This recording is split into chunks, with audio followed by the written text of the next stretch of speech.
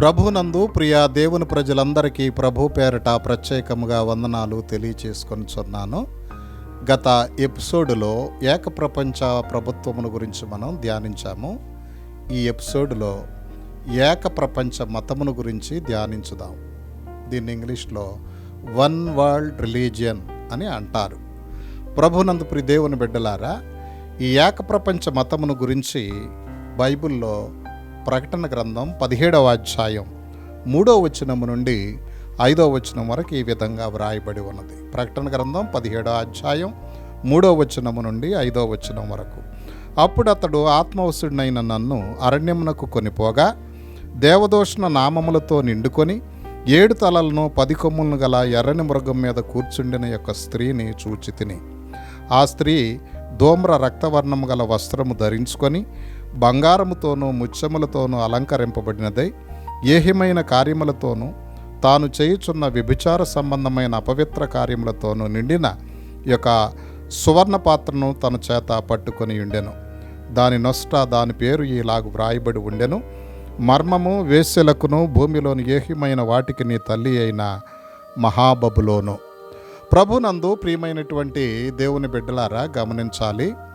ఇక్కడ ఒక మహావేశ్య 7 తలలు 10 కొమ్ములు కలిగిన క్రూర మృగం మీద కూర్చొనుంది. ఆ వేశ్య చేతిలో అపవిత్ర కార్యములతో నిండిన వ్యభిచార సంబంధమైన అపవిత్ర కార్యములతో నిండిన ఒక బంగారు పాత్ర ఉంది. ఇక్కడ క్రూర మృగం క్రీస్తు విరోధని మనం చెప్పుకొని ఉన్నాం గత ఎపిసోడ్లో. ఈ క్రూర మృగం మీద ఈ వేశ్య కూర్చొని ఉన్నది. వేశ్య ఎవరంటే, ప్రకటన గ్రంథం 17వ అధ్యాయం 18వ వచనములో భూరాజుల నేలు మహాపట్టణం అని వ్రాయబడి ఉంది. ప్రభునందు ప్రియ దేవుని బిడ్డలారా, 7 కొండల మీద కట్టబడి భూరాజుల నేలిన మహాపట్టణం రోమా పట్టణం. కాబట్టి ఇక్కడ క్రూర మృగం మీద కూర్చున్న వేశ్య రోమా పట్టణం. ఆమె చేతిలో ఉన్న వ్యభిచార సంబంధమైన అపవిత్ర కార్యములతో నిండిన సువర్ణ పాత్ర అది ఒక నూతనమైన మతాన్ని సూచిస్తుంది. ప్రభునందు ప్రియ దేవుని బిడ్డలారా, వ్యభిచార సంబంధమైన కార్యములు ఆ పాత్రలో ఉన్నాయి. అంటే భార్యని కానీ భర్తను కానీ విడిచి పరాయి వారితో సంబంధాన్ని పెట్టుకోవటాన్ని వ్యభిచారము అని అంటారు. అలాగే నిజదేవుడిని విడిచిపెట్టి దేవుడు కాని వాటితో సంబంధం పెట్టుకోవటాన్ని కూడా ఆత్మ సంబంధమైన వ్యభిచారంగా మనం భావించవచ్చు. దీన్ని ఆత్మ సంబంధమైన వ్యభిచారం, దీన్నే వేరొక మతము అని మనం అర్థం చేసుకోవచ్చు. విగ్రహారాధనతో కూడిన మతం, విగ్రహారాధనతో కూడిన మతాన్ని వ్యభిచారంతో పోల్చారు.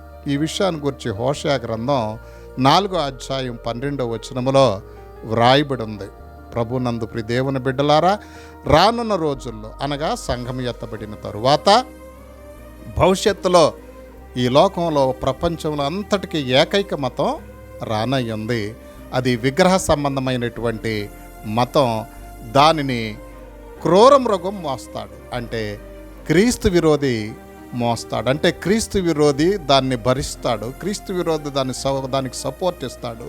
క్రీస్తు విరోధి దాన్ని ప్రచారం చేస్తాడు.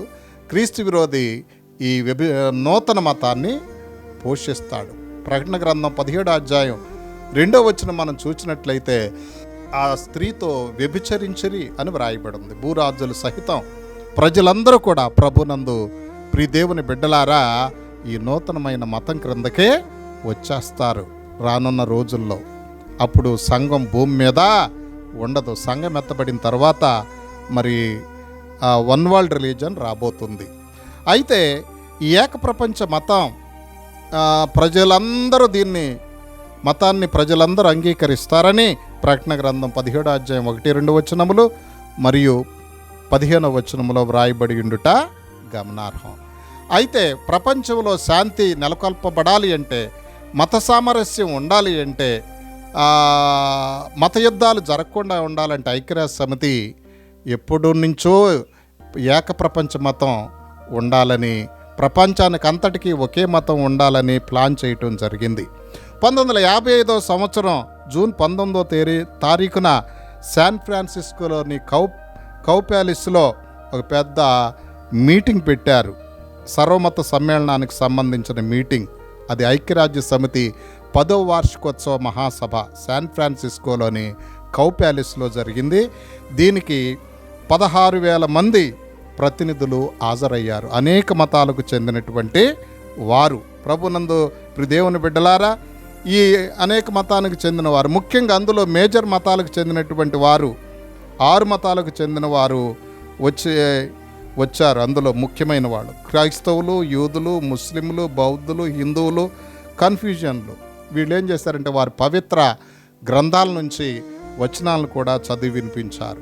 వచ్చిన 16,000 మందిలో ఆయా మతాలకు చెందినటువంటి వారు ఏం చేశారంటే వారి దేవుళ్లకు ప్రార్థన చేశారు. ప్రపంచ శాంతి నిమిత్తం అనేటువంటిది. ప్రభునందు ప్రియ దేవుని బిడ్డలారా, అంటే సర్వమత సమ్మేళనానికి ఇది నాంది పలికింది. తర్వాత 1995వ సంవత్సరంలో ఇదే శాన్ ఫ్రాన్సిస్కోలో సెప్టెంబర్ 27వ తేదీన 5 రోజులు మరి సమావేశం జరిగింది.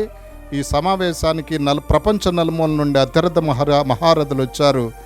దానిలో 1000 మంది పాల్గొన్నారు. ఈ సమావేశాన్ని ఏర్పరిచిన వారు రష్యా మాజీ అధ్యక్షుడైన మిఖాయిల్ గొర్బచోవ్. ఇదేమని చెప్పాడంటే, ఇగో ఈ ప్రపంచ క్రైస్తవ దృక్పథాన్ని నిర్మూలించి దాని స్థానంలో ఒక నూతన వరవడి గల ప్రపంచ భిన్న సంస్కృతి గల మతాన్ని ప్రవేశపెట్టాలని నిర్ణయించాడు. గ్లోబల్ మల్టీ కల్చరల్ రిలీజియన్ అనేటువంటిది. దానికి ఒక రాజశాసనం కూడా చేయించాడు. చార్టర్ రైటింగ్ కాన్ఫరెన్స్ ఈ శాన్ ఫ్రాన్సిస్కోలోనే జరిగింది. ఈ విధంగా ఏకప్రపంచ మతాన్ని గురించి 1955లోను 1995లోను ప్రభునందు దేవుని బిడ్డలారా ప్రయత్నాలు చేశారు. అప్పటి నుంచి ఇప్పటి వరకు ప్రయత్నాలు చేస్తూనే ఉన్నారు. సమయం లేదు కనుక ఇంకెన్నో కాన్ఫరెన్స్లు జరిగాయి. సర్వమత సమ్మేళనానికి సంబంధించి అది చిన్న షార్ట్ వీడియోలు చెప్పడం సాధ్యపడదు కాబట్టి క్లుప్తంగా కొంచెం ఉదాహరణ ఇచ్చాను. వీటన్నిటిని బట్టి మనం చూసినట్లయితే పరిశుద్ధ గ్రంథాన్ని, ప్రస్తుతం జరుగుతున్న పరిస్థితులను పోల్చి చూస్తే రానున్న రోజుల్లో ప్రపంచమంతా ఒక మతం క్రిందకు రాబోతుంది. ఆ మతంలో మనం ఉండకుండా ఉండాలంటే ఇప్పుడే సిద్ధపడి ర్యాప్చర్లో ఎత్తబడాలి. అంటే సంఘం ఎత్తబడే గుంపులో ఉండాలి. ఈ ఏకప్రపంచ మతంలో ఉండి ఆ విగ్రహారాధనతో కూడినటువంటి దేవుడిని ఆరాధించకుండా నిజదేవుడి దగ్గరకు మనం వెళ్ళిపోవాలి.